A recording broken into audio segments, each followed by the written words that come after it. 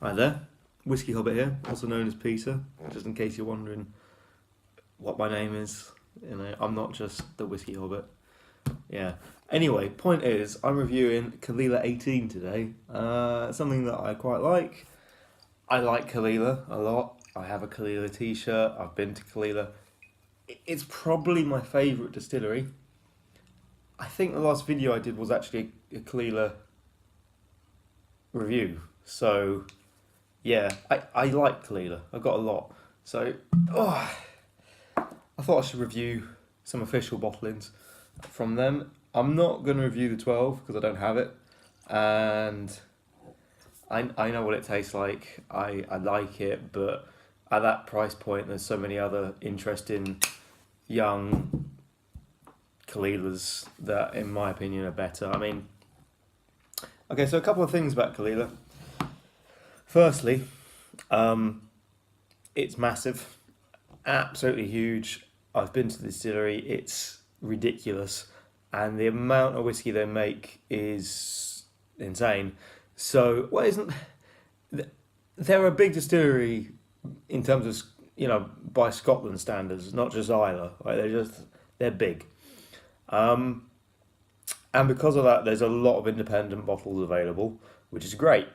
I recently bought. What did I buy? I bought two independent bottlings. I bought them at auction, but I bought them at quite a reasonable price. One of which was a Kalila. Oh God, I can't remember the name of it now. Something like Segoba or something. It's Port Segoba, something like that. It's a bit of a weird one I've never seen before. And it was a 12-year-old cask strength, one single cask. And I got that for £45, and that was it. You can normally get kind of a weird independent Kalila at auction or just buy it brand new for not a lot of money. It's normally pretty good when it comes to indie bottlings. It's one of the only Islay whiskies that's kind of, because there's so much of it, it's actually available for people to try in different versions, different ways. And it's good. It's good because you got Lagavulin. They never basically give anyone Lagavulin to bottle. Pretty much no one gets to bottle it, nearly all the time, apart from specialty drinks who do Elements of Islay. I've got their Lagavulin. It's very good, but yeah, generally speaking, no. If you see an independent bottle, it's normally going to cost a lot. So yeah,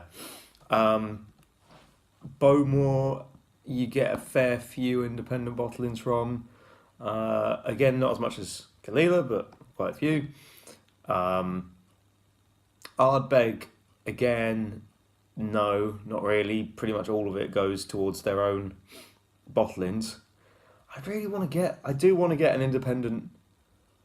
Okay, that's nonsense. I have bought an independent bottle of Ardbeg once, and it was just nice. You don't really see it that often. It was a Chieftain's. I think it was a 15-year-old. Yeah, it was quite nice, but it wasn't amazing. But yeah, the point I'm trying to make, Kalila is great because there's so much of it out there to try, and relatively speaking, it's quite available and affordable. So, at least at the moment. So yeah, it's definitely one to try as much of it as you possibly can, which is what I'm trying to do. Which is why a large majority of my stock is Kalila. But yeah, I've got a few official bottlings. One which was a Fesh Isle bottling. One of their old natural cask strength bottlings, which I really wish they would bring back. It's absolutely stunning stuff. I'm going to review that at some point soon, hopefully. That's fantastic. I bottled about 59%, I think, or 61, one of the two, because they did two. There's two that you see floating about occasionally, either for stupid money in a whiskey shop because it's discontinued, or for kind of almost the same price online on auction, because it used to, from what I understand, sell for about No, it's about 60 to 70 pounds, I think, and you can get it for about 90, 80, 90 pounds. So it hasn't increased much. So I'll review that soon. Anyway, point is, it's great. It's very versatile, and there's a lot of it about. So you've always got a bottle to try.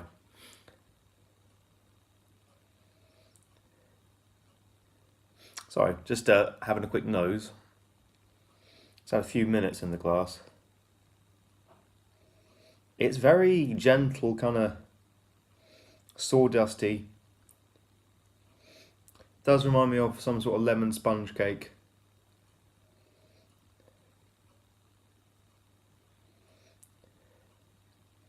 Yeah, the smoke is really taking a backseat. It's the 18 and the 12 are completely different, almost completely different in style.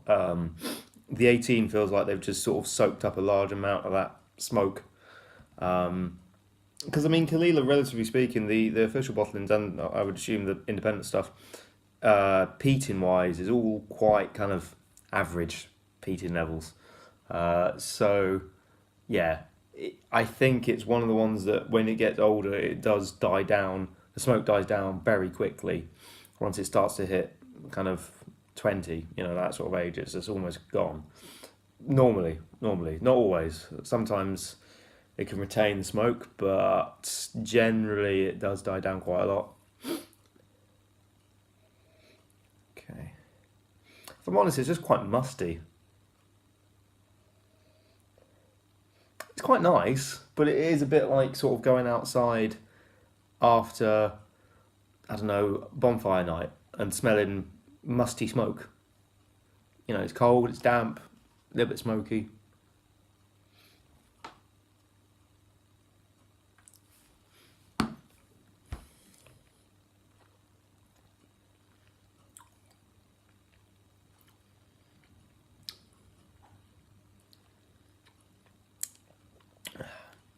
I mean, yeah, this is a great example of what old Kalila should taste like. It's kind of the point where you can say, right, so that's what. Yeah, it's like it should be the point of reference basically. So you can say that's what this tastes like. Everything around that age or older should taste like this or better. Because it's not bad, it's not amazing, but it's not bad at all. It's good. It's just good.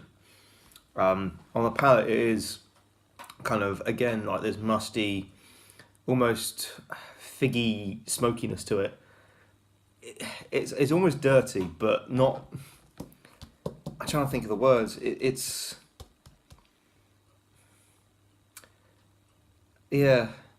kind of crumbly smoky. It's a bit like you've got a little bit of burnt bacon, and then someone's just poured a load of digestive biscuits on top. I don't really know why they've done that, but it's quite nice. That's a terrible tasting note. Don't ever use that, but it's just literally all I can think of. Yeah, sorry, this is a much more rambling review than I wanted it to be, but that's what Kalila does to me, So, if I had to give this a score, I would probably give it 8 out of 10. It's just good. It's good. Yeah, it's nice. It's got. If I'm honest, one of the things that really annoys me about Kalila 18 is because it's owned by Diageo. It's always bottled at, basically nearly always bottled at 43%. So like the 12 is 43, the 18 is 43. I would be much more, I think the 18 would be a lot better if it was bottled at a higher strength, like 46, 48%. Because I mean, the Lagavulin 8 that's been released, that was 2016 release, and now they've got the standard version, both of which were bottled at 48%. That works brilliantly because of that level of alcohol. It goes a bit soft and flat because of it. It's not flat, but it's just, and it is nice. It's just, I think it would massively benefit from having a little bit more percentage there. Just a little bit. even 46. I don't really know why they can't do that because so many distilleries release their stuff at 46%. It's something that I'm just a little bit confused by. Don't know. I assume it's just for money reasons and it's easier. But yeah, it's just something that I kind of wish uh, they would think about because the car strength Kalila that was cheaper than this, and if they released it, I would assume still be cheaper if they bothered to do it again. That's fantastic. That is absolutely fantastic. That is rocket fuel Kalila. It is brilliant, but huge. But I like it. It's my kind of Kalila. Like it's got all the smoke and brimstone and fire and sweetness that you want from the Kalila. This has got that, but it's just dulled down and watered down and kind of just nice. It's just nice. It's just a pleasant handshake rather than a, massive in your face. Ugh. That's what I want. That's what I like Kalila to be. Not always, but sometimes it's nice to have that bit extra. And it's kind of why I like Kalila generally younger. The older stuff is fantastic and I think can be very good. It's just kind of, yeah, it can be a bit just nice. But although I did have a very good, I've reviewed a Kalila already recently, which was, not recently, but a couple of months ago, which was a 19-year-old independent bottle, which is fantastic. So, yeah, I'm talking nonsense. Anyway, enough of my rambling. I'm going to drink this. And yeah, I'll see you guys next time. Not sure what we're going to review next time. Possibly a cognac, because I haven't done one before. So yeah, there we go. All right. Thanks very much.